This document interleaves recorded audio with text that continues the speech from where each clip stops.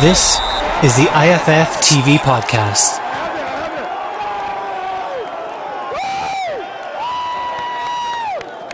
Before we begin this video, we just want to speak about our new partnership with the mobile sports app called Locker.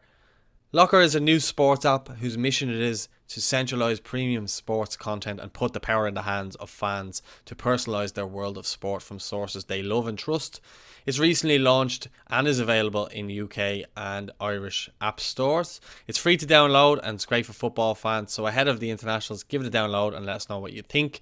We will be announcing more about this partnership in the coming weeks, but you can list your favourite club, whether it's in the Premier League, whether it's in the Scottish League, whether it's in League of Ireland, and you can have all your stuff listed in a feed designated to you, and you can get push notifications as well to your club. So check it out, it's free to download and the link is in the bio. Hello, welcome to Irish Football Fan TV. We are back with our match preview. I'm literally only in the door from Glasgow. I'm joined very gracefully at this hour of the night by Ger. We're recording at this moment in time at 20 to 12 on match day -1. Ger, how are you? You must be tired, but are you optimistic going into this game? How's life? How are you? And so on and so forth.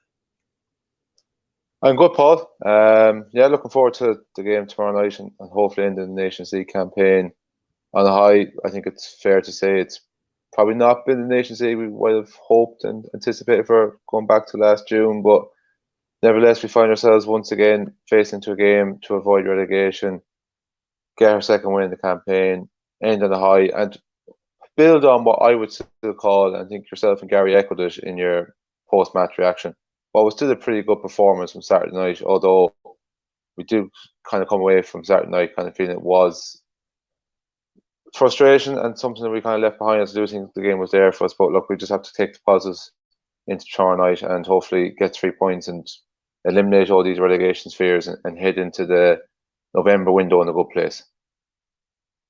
Yeah, I agree, but like it's getting annoying almost at this point. Like if Stephen Kenny does lose a game, but if Ireland lose a game, I say Stephen Kenny.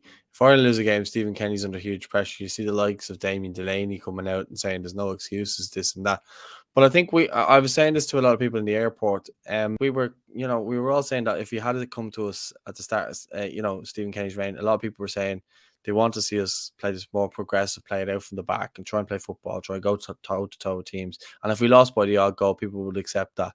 Now that's happening, people are just trying to find reasons to get on the backs of the players and the manager and saying this and that. But like they're constantly getting compared to the likes the team under Jack Charlton, the team under Mick McCarthy's first reign, and probably Martin O'Neill's reign as well, where that was a really good team filled with leaders off the back of that Mick McCarthy side that went to the World Cup as well, who were all quite young at that stage, who had experienced pros there in the past. And I just don't get this whole, it's the manager's fault if we don't win a game. Like at some stage, it has to come down to a point that, you can be unlucky in games. And at the same time, the players that we have at our disposal are nowhere near the level that they were under the likes of Jack Charlton and stuff like that. There's far more chances for foreign players, in Premier League teams and in this, that, in comparison to Irish players. Most of them are getting look-ins at Championship or League One, so on and so forth. And I think it's quite unfair to compare them to the teams under Jack Charlton and Mick McCarthy. That's my point. Sorry, Paul, just a second. I was sorting out my internet reception. I'm on 4G now at the moment, so hopefully there shouldn't be any more issues with me. But I kind of could generally pick up on just the point that you were making. Yeah, like I didn't see and listen to Virgin Media tonight because I was watching an RT, which actually surprisingly, Liam Brady was being really positive about Ireland for a change. So I just seen the headlines to Delaney's point. But in general, I'd say I don't get like Delaney gave about like how long are we going to go on with these results. You're serious if we had divine right to go to Hampden Park and beat a pretty good Scotland team. They have a lot more Premier League players than us, players playing for top Premier League sides. Scotland came within 2 games of making a World Cup. We came nowhere near making this World Cup. Like it was always going to be a tough game. I know like results have been up and down and consistent, but Saturday was always going to be a very, very big ask. Realistically speaking, getting out of this Nations League group was probably gone after losing the first game. Okay, we accept that was an unacceptable result and kind of indication maybe we should be progressing a bit more in Stephen Kenny. But I think as Ian Brady was kind of saying, I was saying it was unusual seeing him being so positive. Like, forget the result. There was a lot to buy away from that performance, as you were kind of saying, compared to the type of football we're used to watching under Ireland. I came away from watching that game Saturday, and I'm pretty sure it was even better for you because you were live at the stadium. Really, really pleased and really, really enjoyed watching Ireland play. I certainly felt the same way when I left Rouge in Poland last June after seeing the Ukraine match. Like, it's a young team, we're kind of going places. I just don't kind of get as well that people are giving out about Stephen Kenny and how long more can we go with this. You'd swear as if he was underachieving with a golden crop and a generation of players. As you touched on, we've players playing in League One. We've players who, so our best players aren't playing regularly, like Shane Duffy. If he was playing regularly, probably be our team. Matt Doherty, Seamus Coleman. Like Stephen Kenny, I'm pretty much for the last 2 years has had one hand tied behind his back. So I don't get like all this criticism. I get maybe people are right to criticize things he did Saturday. Like I would criticize the triple substitution. I would criticize taking off Jason Malumbi because he was having a very, very good game. I would criticize taking off Michael Obafemi when he was really coming into the game.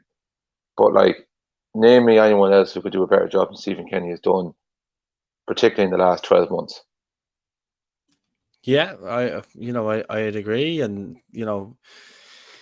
I think at any level, if you're not winning games, you're going to get judged. You look at Gareth Southgate at the moment; he's under severe pressure. I think they beat Germany 3-2 tonight, so he's probably safe now. It was 3-all. Sorry, I just saw 3-2 on Sport Bible. When I haven't been checking up on scores because I'm literally just off the plane.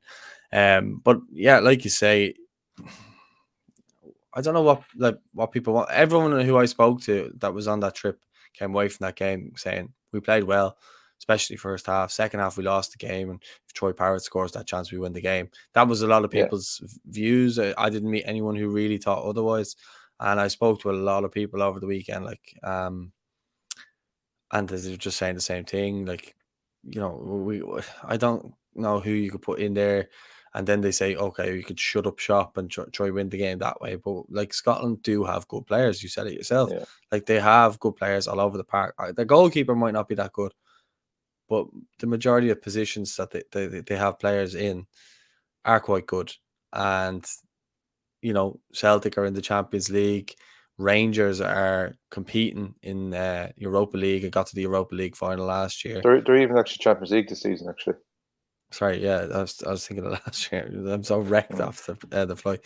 But you look at it, the players that they have as well. So they're playing Champions League football against the best in Europe, and I think Scotland are the beneficiaries of that because they're getting players who are coming in playing Champions League, and we've got players who are playing Championship, and they might be playing well at Championship, but like international level and Champions League level are worlds apart. I think any even Premier League player would tell you, like, the internationals is the pinnacle because you're playing against the best nations, for our best players from their best nations and from their country, against the best. And if you look at it at this moment in time, in the way that our team is formulating, they're ahead of us in their evolution of players. And I think a lot of us were shocked when we beat them 3-0 at home, the same way they were probably shocked that they beat Ukraine at home. But we went there with a game plan to keep them quiet early on. And I don't want to keep going harping on about Scotland because we do have to talk about Armenia in this one. But this is if we could play like this for the majority of the 90 minutes, we should beat Armenia. If we can get an early goal and we can take the pressure off a little bit, get our fans behind us, and make it intimidating for the Armenians, then I think we should win this game. I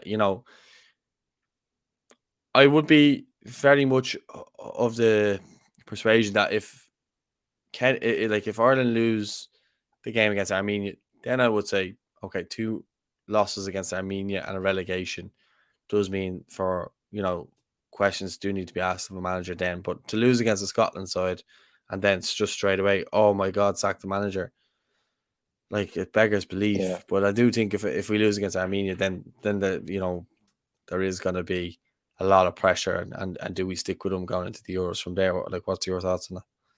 Yeah, like it's funny. Like it's this time last year. I think it was the September window when we came so close that results against Portugal. Then there was a massive low where we scraped a draw against Azerbaijan, and then we got that draw against Serbia. And then we had the October window.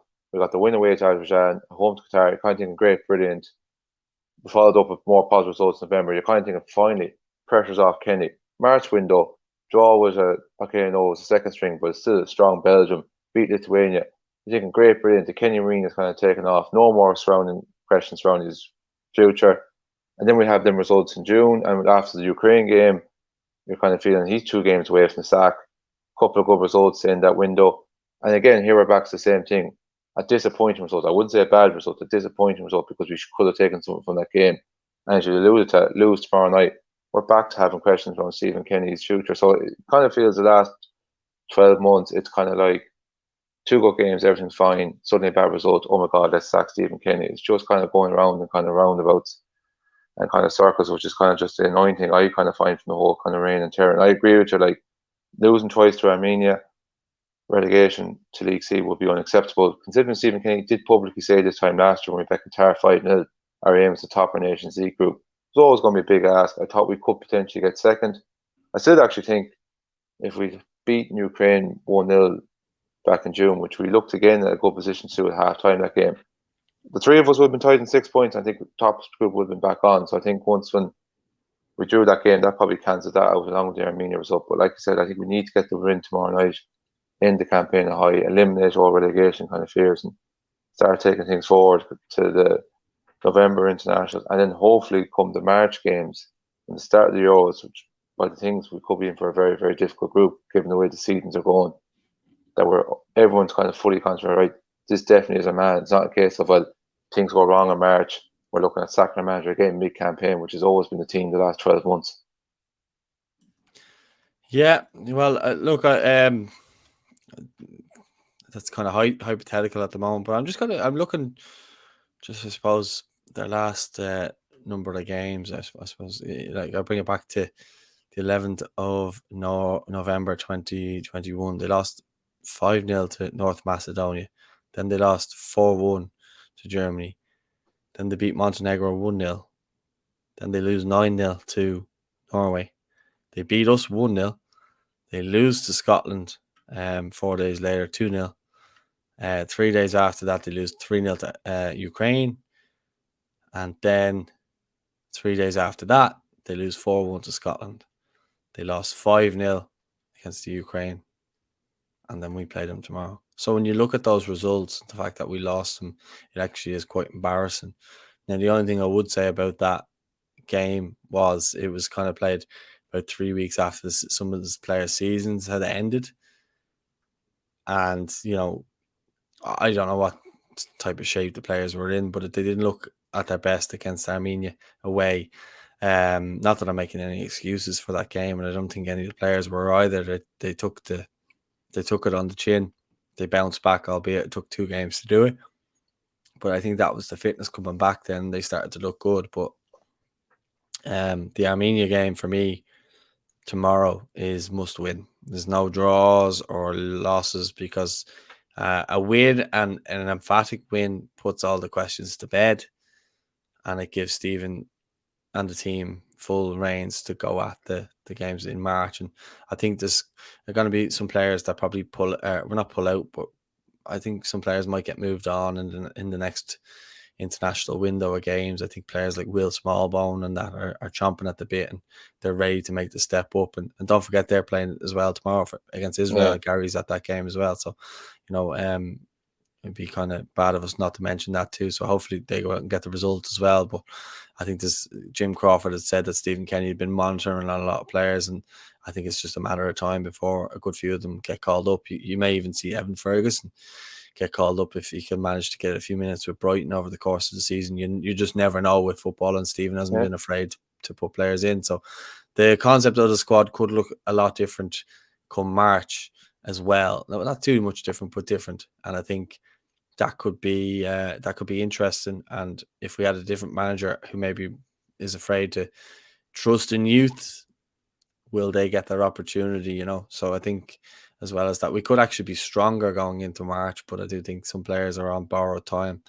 Some players like maybe Jeff Hendrick and stuff like that. Will Smallbone could be the next player to come in ahead of him. Maybe Howard in as well.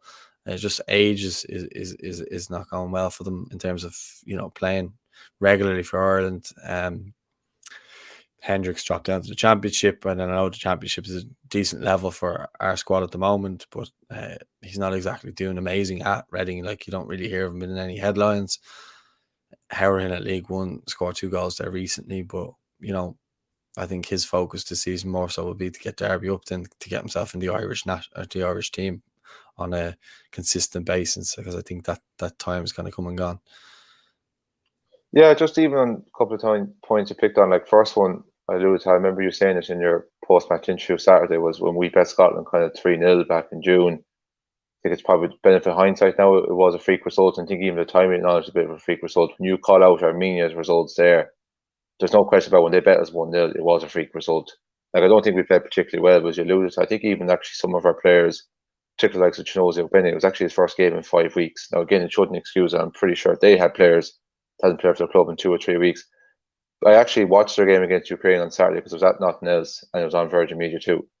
5-0 actually doesn't tell the whole story of that game. They were the better team until they went 1-0 down. They created some really good chances. They were still really in the game until Ukraine went 2-0, and then after that they just collapsed, and it ended up being the rout. And again, you're probably from the outside looking in, you're thinking, oh, that was easy for Ukraine. For 60 minutes, Armenia actually played quite well, but still don't think it gives any reason why we should overly fear them going into tomorrow night. Just even on the evolution of squad and stuff like that, I think there's no question about it. Regardless how Dundee wants to get on tomorrow, I do think there's going to be players coming in October. You name check Will Smallbone. I think only for the 21s in the playoff now he'd be in the squad. He's playing pretty well. In the championship with Stoke, he's been on the radar for quite a while, like Evan Ferguson. I can't understand, especially with the 5 substitution rule, how he hasn't actually seen game time in the Premier League this season.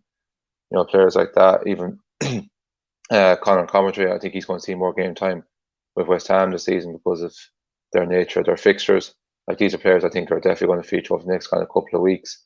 Even for tomorrow night, just don't think like with Jeff Hendrick, I kind of feel that, albeit by June wasn't a good window for him. In general, Stephen Kenny seemed to be getting the tune out of him up until then. His performances have been pretty good. I know you made reference to his drop down to the championship, but I think by all accounts he seems to be doing better now, performance-wise, with Reading than he was at QPR. Like, by the end of last season, he wasn't even going to look in with QPR. I just know from the Garage Broadshow, his ratings with Reading seems to be kind of pretty decent. I agree with you, Conor Hourihane. I would severely question why he's in the squad, particularly with someone like Mark Sykes is meant to be playing very, very well after joining the championship from League One with Bristol City. I kind of question that a little bit, but yeah, overall in general, like, if you're looking for a team selection tomorrow, I wouldn't really go changing much. Maybe bring in Hendrick for Cullen because Cullen's suspended. I know he brought on Browne the other day, but I'm not I'm not Browne's biggest fan. I kind of feel like he's had his chance in the green shirt, hasn't really kind of done it. I know he got the goal back in June against Scotland, but in general, don't think he's really done it now. I don't think he's that position more so. I Yeah. did a starting 11 show, and I put Nathan Collins as the whole midfielder. I brought Jane Duffy back into the team, and I said, look, that could be a wild card, but it could be a good wild card because of how good Collins has been on the ball, and if he could take the ball on the half turn, he's good running with the ball as well. So it's just a kind of, I suppose, a wild card that I had, that if Josh Cullen wasn't there, that if you want to keep a young, fresh squad in there with a mix of experience, you could do that. That was kind of my thinking, but it's a long shot. You definitely get the vibe from looking at Collins. I know can't go off one-off moments, particularly the way he took the goal against Ukraine. You do get the feeling that he could be definitely a lot more comfortable, further advance up the pitch. But in general, I didn't actually get around to watching your starting 11 show. I'll make sure to check it out, and I'm traveling up tomorrow morning. I only went up about an hour ago, to be fair. So you give me the benefit out there. But I don't know what you pick. But in general, I wouldn't really go with many difference. I would still stick with Parish and Obafemi. Like, people are calling it this revelation after the Scotland game, and then suddenly, because it didn't fully click for them, although they had moments on Saturday. Like, you have to persist with it. You have to kind of stick with it. I know people are calling for Benny to kind of come in, but I would feel if you're going to bring a Benny in, I think you'd probably have to drop Obafemi, because I think they're two kind of similar type players, and I would like to bring one of them on late on when the game is getting tired, or sorry, the opposition getting tired, the game's getting stretched, and they've got the legs to kind of run at you. One player I was kind of a little bit surprised he didn't bring on the last day, I think he might do tomorrow is Callum O'Dowd, just mainly because he always seems to name check him before in press conferences. Seems to be a big fan of him, has experience, and obviously he's in good form with his new club Cardiff this season. But in general, I wouldn't really go changing too much tomorrow. Well, he came out and said in his press conference earlier that we'll have one or two changes, I would say, but not Yeah, radical. I think the team played well on Saturday. But he did yeah, say they're considering freshening the team up. So, like, yeah, you can see, like, look, I wouldn't change too much either. I would like to see Ogbeni and Obafemi start up front myself. Some might say that they're too alike, but I do think they'd complement each other very well, and it's just sheer pace up top to get at the Armenians, because I think that's what we were lacking against them in the reverse fixture at the start of the campaign. But I think, look, whatever happens and whatever team he goes for, they need to be up for it. The crowd need to be up for it, which I'm sure they will be. And yeah, we need a result tomorrow, probably as good as ever, because I think you mentioned earlier, going back to last year, like if we lost against Armenia after him coming out and saying, we want to win the group, it would be disastrous to get relegated. And I don't think anybody really coming into these two games really thought that was even going to be up for consideration.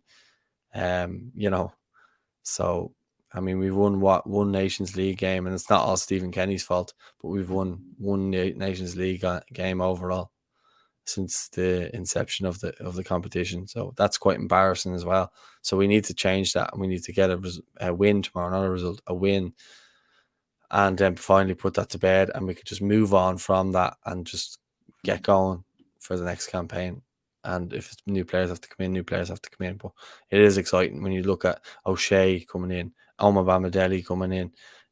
You've other players there in defence as well, I'm sure, coming through too. Just got Scales doing well. Aberdeen in midfield, as I mentioned, small bone. There's other players coming through there. Gavin Kilkenny, Connor Coventry, you mentioned as well. You've got up front Meepo, Evan Ferguson, Aaron Connolly. So we do have players that could definitely come into the squad in March and help it, be better. Festia Bazzelli as well. yeah. So look, that's about 6 or 7 there, half it, starting 11 there if you wanted.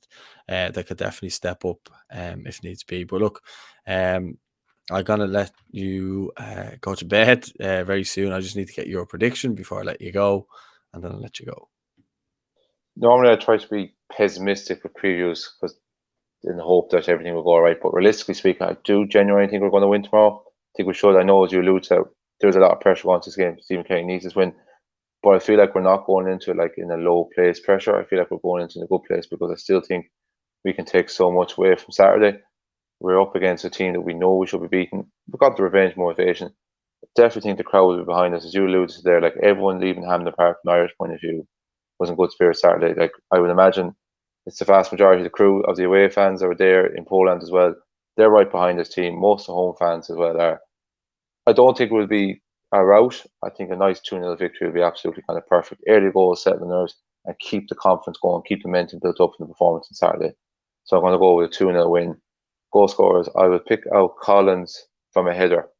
And I will go with, I'll go with Schnose as well. I think he's due a goal. It's been a while.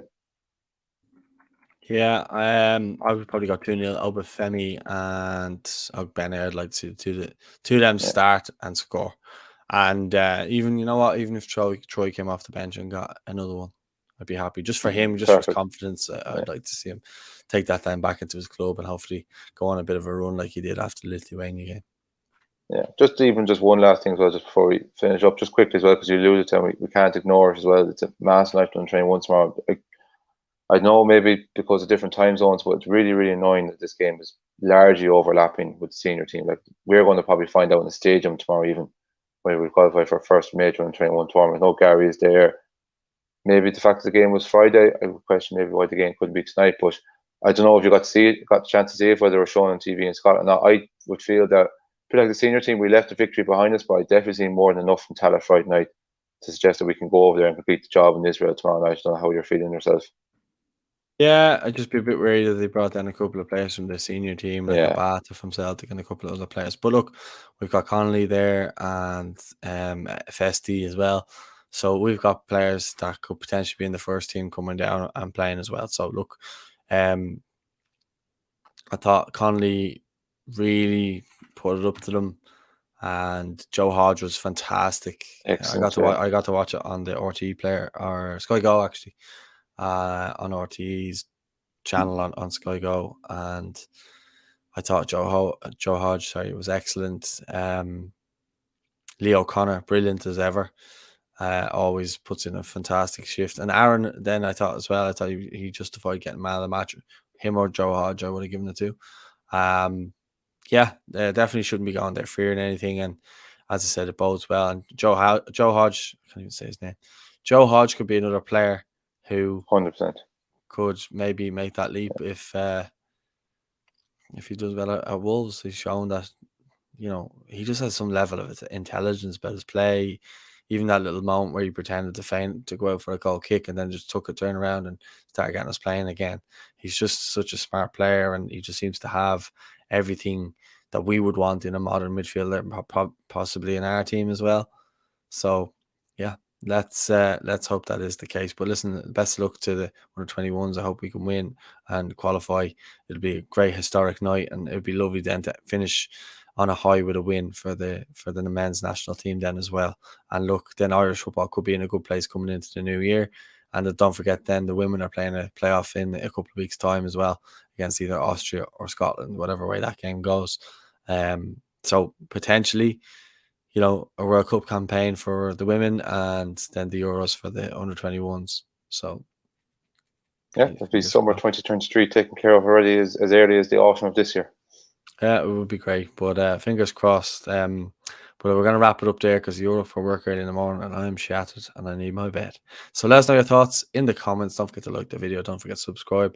Huge thanks to Ger as well for taking the time out and staying up late to wait for me to get back from the airport to do this preview. So nice one, Ger. Really appreciate it. No bother, and getting through dodgy Wi-Fi connection as well in Roscommon. Yeah, jumping Not the through first hoops time. we are here. Nice one, Ger. Right, go on. No I'll worries. let you go.